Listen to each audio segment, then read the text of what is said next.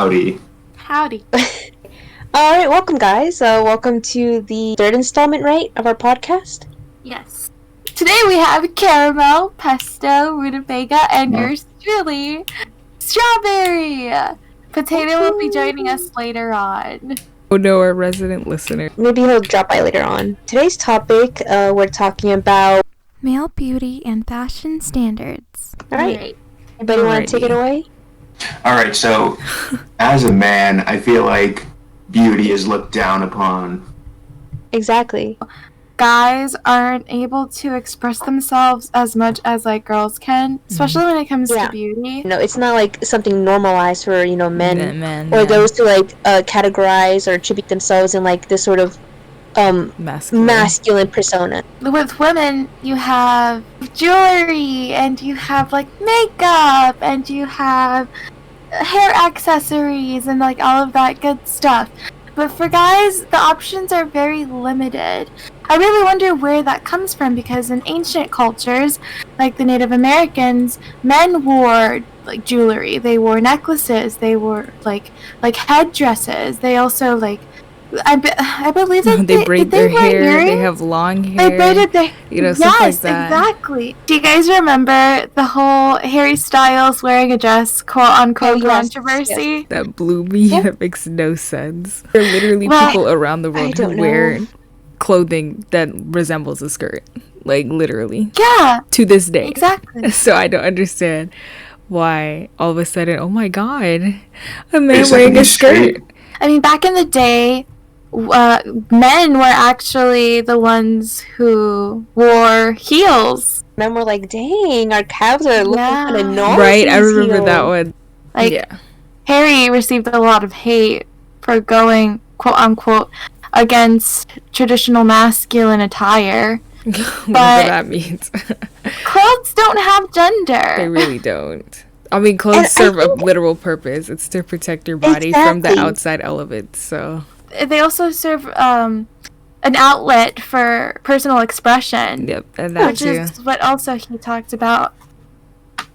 And I think the thing that gets me the most isn't the fact that he necessarily wore a dress maybe, but that he called it a dress. Because if you look at different types of fashion around the world, like, the kilt is accepted. It's a skirt. But, men can wear it because it's not a skirt, it's a kilt. Yeah. There's oh my god. Different cultures have different garments that can be similar to a dress, and that they're very long and go past one's knee. Like, depending on how, like, religion, influence, like, the conservativeness of that region, that, like, those garments. But you can have, like, men wear, like, robes that can be, like, I guess in a way, semi-dress-ish, or have like really long like tunic tops that are like essentially I guess in Western fashion we attribute that to a dress. Yeah, but they're not dresses. They're different, they're special. They're special. Yeah.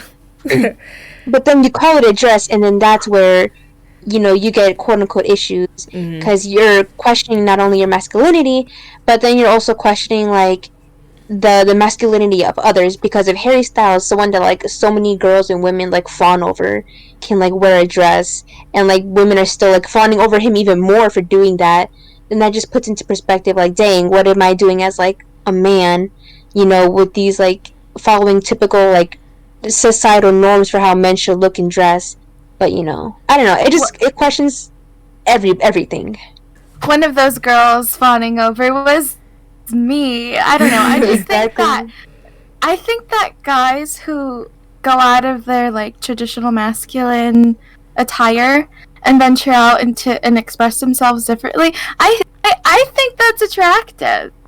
Like, I'm not gonna lie, that's great. That's confident. Express yourself. With feminism, right? It's great because it led to more female empowerment. But I feel like it's left out a lot of guy issues.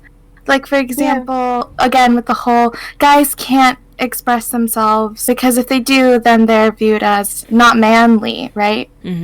So seeing a guy do that, that's like, that kind of shows younger generations like, oh, I can express myself too. I don't necessarily have to be put in a box.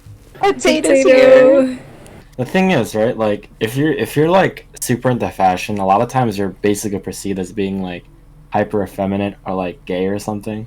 Like, I feel like the only like thing I can really accessorize with is watches, and so like over the years, that's the only goddamn thing I've been collecting is watches and watches and watches. It's very restricting, but then like I can't help but feel like I have to follow these rules or else I'm gonna be judged horrifically. Guys can't wear skirts unless if they want to get judged, unfortunately. Like, there's always gonna be people like, oh, good for you, it looks nice. Then like even that kind of attention, in my opinion, like it feels very like, because like most people don't want to wear things and like just get like a super amount of attention. Like, I mean, like I just want to be able to wear what I want and like feel good about it and not have like everyone like, you know, say things about it. Like, it's okay a compliment here too. Like the other day, like I was literally just at a grocery store at Ripe. I was getting some snacks, and like some dude just came up to me and complimented me for my shoes. I was like, bruh, like, that was literally the first time it's happened in so many years. Like, it was crazy. It was wild. That's gonna stick with you. Yeah, it does. It sticks with you. It really does stick with you. Like guys don't tend to get compliments like that. Like, it's usually girls that get compliments like that. Yo, this one time, many years ago, back when I was a youngin' vacationing, I think it was at Myrtle Beach, and my family, we were playing mini golf, and I got a hole-in-one. This girl in front of me, like, turned and smiled at me. That shit sticks with me to this day. I don't know. We're all bricks. Like, guys don't really get complimented. No one says things to guys. How does that make you feel? It sucks. It sucks a lot. I mean, I feel like girls really do get like all the compliments and like everything, and then like all the like the social support. And guys are just there, and then we have to act a certain way and we have to be a certain way. I want to look nice, you know, like I want to look presentable, but then like guys' options for anything are so fucking boring. Like, girls have like, I mean, I hear girls complain about it, and it is a struggle too. Like, society expects women to be put together all the damn time. But it's a different struggle. It is. Yeah. It's like kind of. And then like you guys, and on the other hand, you guys have like all these goddamn options. Meanwhile, it's like, cool. Let me put on a shirt. Let me put on the same goddamn color of pants I've been putting on the same 10,000 years. Right? Yeah. I mean, girls, y'all got makeup. With a dude, if you're born ugly, you're just fucking ugly. No. No ifs, ands, or buts about it. You get the trend, right? Like, if you don't follow if you don't follow like the norm, you're either effeminate or gay. Like, yeah, and like it's looked down upon. If you wear makeup, you're effeminate or gay. Like, or TikTok e-boy. Oh my god! TikTok e-boy. That's what I was gonna talk. Or K-pop stan. No. Oh my god. I think also, like, we all have to remember that a lot of the issues of how we represent, like, expression of sexuality or gender, kind of can be further translated, not just in Western cultures, but, you know, we're used to, I guess, to comparing it to, but also Eastern cultures. I mean, The following is a sneak peek of a future episode on female beauty and fashion standards. hundreds of years in, like Imperial China, you had foot binding. You got some extreme cases of, like, I guess, like, what each gender has to go through just to... Yeah, to, like, fit the box. Also, with the foot binding, it goes with the whole idea of, that women are weak, and especially this happened for wealthy Chinese women. Mm-hmm. And as wealthy Chinese women, similar to the wealthy Europeans, they didn't work. So they were just kind of there to look pretty. And the foot binding made them unable to walk. So they had to be carried everywhere. Yeah. Like, you're basically forcibly handicapping these women to, like, fulfill your whatever, like, sadistic wants or needs to, like, have them, like, the idea of delicacy went so far in some societies that you have to physically handicap women so that it's, like, so physically evident that they're so delicate they can't even walk. They're so delicate we need to tend to their every needs. And it's not delicacy. It's, like... control.